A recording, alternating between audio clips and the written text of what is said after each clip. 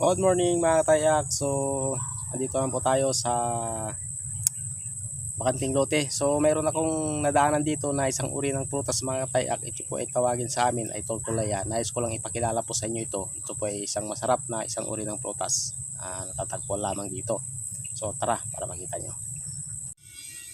Yan na po yung aking sinasabi na toltolaya mga katayak. Yan. So, ganyan po ang kanyang bunga. Yan, comment po kayo kung ano pong pangalan sa inyo to mga katayak. Yan. So, pardami po kayong kanyang bunga. So, medyo hilaw pa mga katayak yung iba. So, yan o. Yan. Yan. So, ang kukunin po natin dito mga katayak, yung medyo hinog na po yan. Ito yung hinog po mga katayak. Yan, dilaw. Yan. So, nahulog na naman yung isa.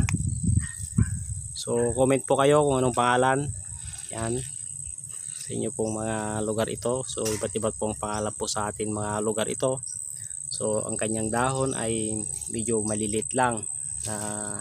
Dilaw-dilaw. Kanyan din po ang kanyang pinakapuno. Yan mga katayak. So, umpisa na natin kumain. Yan. So, ito mga katayak yung kanyang bunga. So, tingnan nyo po yung kanyang bunga mga katayak. Yung ating toltolaya.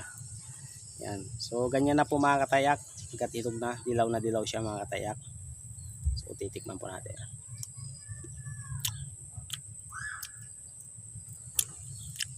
Sarap siya mga katayak, tamis. Yan.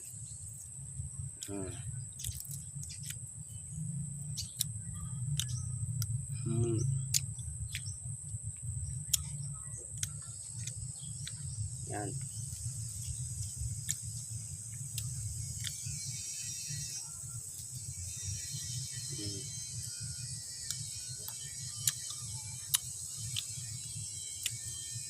Yung medyo hilaw mga tayak, maasim siya. Pero pag yung hinog na hinog ay matamis. Matamis na matamis. Yan.